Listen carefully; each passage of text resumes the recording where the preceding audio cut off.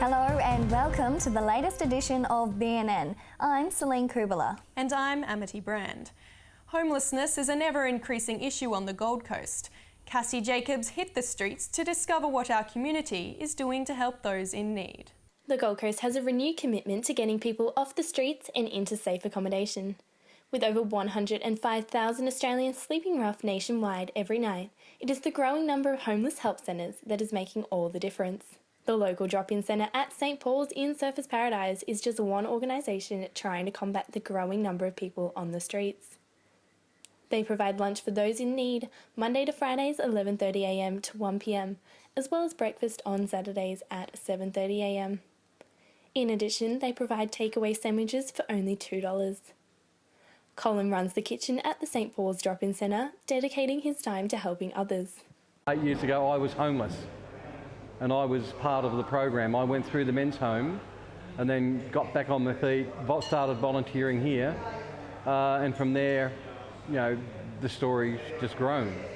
St Paul's staff also run numerous men's homes that work toward rehabilitating those in their care and providing more permanent housing. Where we house 8 men in a medium to long-term arrangement, that means that they've either come from the homelessness, they've come from prison, or referred to from other organisations, and they can stay in their house and assimilate back into a social environment for anything up to 18 months. It's medium to long term. It's not an overnight crash pad. Here on the Gold Coast, Colin is the face of hope and courage, proving that with the right support, anyone can turn their lives around. Organisations across the Gold Coast pride themselves on the deep bonds they form with the people who seek help there. We call ourselves a drop-in centre, so that it feels like when you walk in, you're coming into a homely environment, so that you feel safe, that you feel nurtured, and that you're fed. Rosie's is just another help organisation here on the Gold Coast. They provide dinner on a routine basis, operating out of a van in Surfers Paradise. We're just there to be a friendly face. That's specifically why we do our outreaches on the same day, at the same place, at the same time, every single week, so that it's something that's continuous in people's lives. With current economy, it is likely that the rate of homelessness is only going to increase. There's only a certain amount of emergency accommodation on the Gold Coast. Basically, there's this many beds available and this many people that need a bed for the night. We certainly need extra emergency accommodation.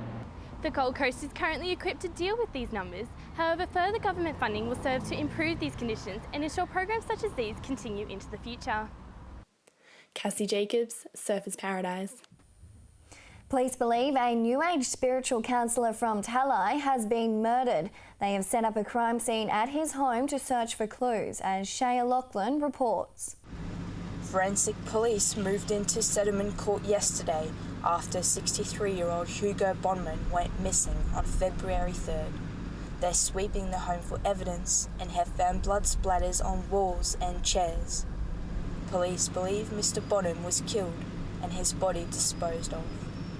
They say he hasn't touched his bank accounts and there's no evidence of him leaving the state or country.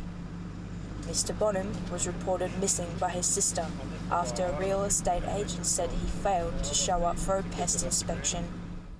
The unmarried father of 3 describes himself as a divine transformation facilitator and holds degrees in both physics and counselling.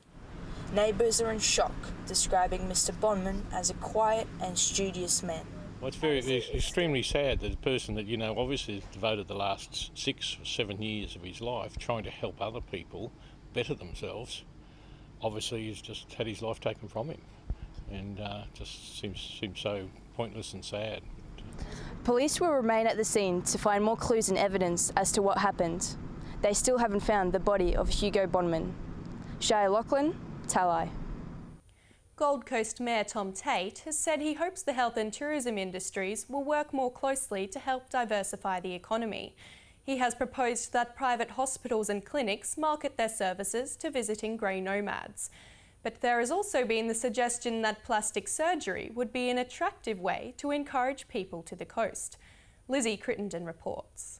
Sun, sand and surgery could be the future of Gold Coast tourism, with the beachside city experiencing a 20% increase in the number of plastic surgeries performed. Mayor Tom Tate says the Gold Coast should be promoted as the ideal place to have a nip and tuck. Gold Coast plastic surgery guru Pamela Noon has thrown her support behind the idea. I think it's a wonderful idea if the council gets behind something like that. It adds another string to the tourism bow, come to the Gold Coast for another reason, apart from the surf and sand. It's a nice environment to come to. They can relax a little bit afterwards. And the main thing is get away from their day-to-day activity and the people they have contact with on day-to-day and kind of a forced rest in the early stages of recovery. We do see a lot of people coming up here from other states, from Adelaide and even from Perth. Because if you're coming from Perth over to the Gold Coast, there's a considerable saving in costs. Ms Noon says a plastic surgery capital will encourage Australians to investigate their options back home rather than seeking cheaper surgery overseas. I think overall people would feel safer on the Gold Coast than heading off to a foreign country where perhaps they can't drink the water, so why would you let someone operate on you there? Figures show that each year around 15,000 Australians are travelling overseas to undergo plastic surgery procedures. A year after having her first child, Casey Murray underwent a breast augmentation on the Gold Coast. Ms Murray says she was considering travelling overseas for surgery, but is relieved she minimised the risks by staying in Australia. I was going to go to Thailand for them. They offer cheaper ones, but is it really worth the money? And plus going overseas and all that, I much prefer to get it done here. A lot more trustworthy. If anything goes wrong, I can go straight to my doctor. I chose the Gold Coast because the best surgeons that I found and researched were at the Gold Coast. I was really happy with the surgery and getting them done there, the way I was treated afterwards. She says the stereotypical image of the Gold Coast makes it the perfect place to go under the knife. Every club you go into, at least 80% of the girls have boob jobs, they have Botox, they've got their lips done. They all look perfect, they're all picture perfect. Popular service paradise nightclub Sin City made headlines in 2011 after offering breast enlargement surgery worth $10,000 as a prize. While the mayor says medical tourism is the answer to the city's financial predicament, former Surfers Paradise councillor Susie Douglas believes promoting the Gold Coast in this way could be detrimental to the city's reputation. I think it would be a disbenefit to the Gold Coast. The Mayor has a history of this theme. He's said it before he got elected. He's continued to say it since he's been elected. He has a tourism business in Surfers Paradise where they've often had bikini contests and things like that. He has very much a personal interest in promoting the coast as a bikini capital. And I think we've moved beyond that, I really do, and I think it's high time that the councillors put some thought into making sure that we are projected across the world as a place to come and live, study, a place that we can be at the forefront of research and all sorts of things like that, but not at the front of a plastic surgery, which to me is very, very shallow. The growing number of poor surgical experiences overseas has endorsed the need for our own plastic surgery capital, with many Australians choosing to stay local when it comes to going under the knife. Lizzie Crittenden, Service Paradise. Have you ever wondered who could be Australia's first Aboriginal Prime Minister? Natalie Ingraven speaks to 19-year-old Mungubadi Juriyana, a young man who wants Australia's top job. Let's get an insight into his world as he works towards making a difference. My name is Mungubadi Juriyana and I'm a Gungalita man from Burkton in the Gulf of Carpentaria. My goal in general, like my personal ambition, is to be the first Aboriginal Prime Minister of Australia, and that's something that I've wanted since I was 10 years old, and it's something that I've been working really hard towards, and hopefully one day I'll get there as well. In 2010, when I was grade 11, we had some students from Bond University in the Bond Indigenous Awareness Society group here on campus come to the university to do a week-long social justice trip, and I was inspired by the students to kind of see that I had potential to really do something with my life and to also use my own experiences and knowledge and wisdom to kind of give that to other people. And when I was 14, I went through our customary Aboriginal law with the Gungalita and Garawa peoples, which is my traditional clan. It was a process of over 3 to 5 months and we were out on our traditional lands on the Gunamulla and the Jamagi grounds is what we call it. And it was for 3 months we were secluded from the rest of society. We had nothing but our, the clothes on our back, and even then we had to, over the couple of weeks, we had to change into lap-laps and live a completely traditional life. So yeah, that was very interesting for me. I think being 14 and always knowing that I was Aboriginal, always practicing my culture and such, but to actually be put in a situation where it was as if non-Indigenous people had never came, as if Australia was still untouched, and having to live and survive like that, I think it was definitely a challenge, but it's something that's made me a lot stronger, and to realise that, even after 200 years of assimilation, our culture's still there, it's still going strong, and it has been for the last 60,000 years or so. I think education as well, it's, as Nelson Mandela said, it's the most powerful weapon which someone can use to change the world, and I think it's the most important thing for everyone, not just Aboriginal people. I think everyone needs to be educated, and it's definitely the key to changing a lot of the dysfunction and dispossession and the poor living standards in Aboriginal communities.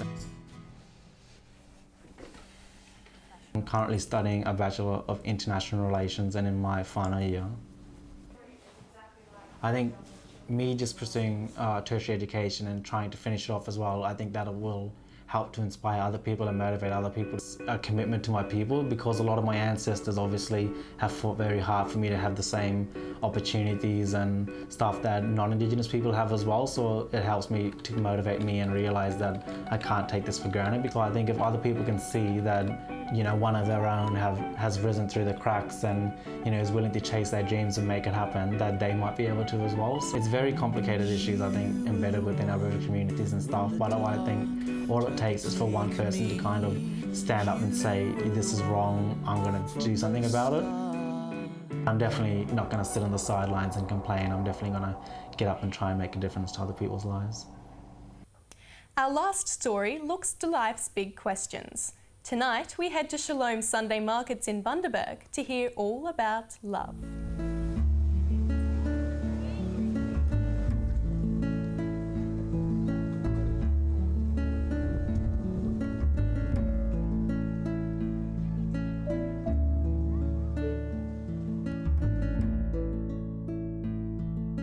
Ooh, what is love? Love is feeling from the heart. Love is a feeling that can't be explained. Love is being really kind to people, even when you don't feel like it. Because it happens at times when sometimes you're not expecting it.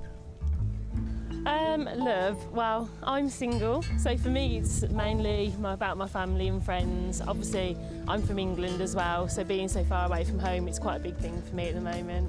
But it's the most beautiful expression of anything that any human being can ever have. Love to me is being able to be best friends before lovers.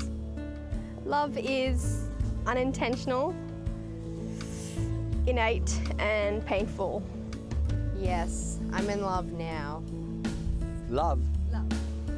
Oh, when you think so much of somebody, I've been married for nearly 51 years to the same woman, so I was contented from the word go. Love to me is probably being able to play Monopoly with someone and still liking them remotely. I really can't explain it. You have to, when you're in love, you know. However, I haven't played Monopoly with my current girlfriend, so I don't know if I love her yet. So.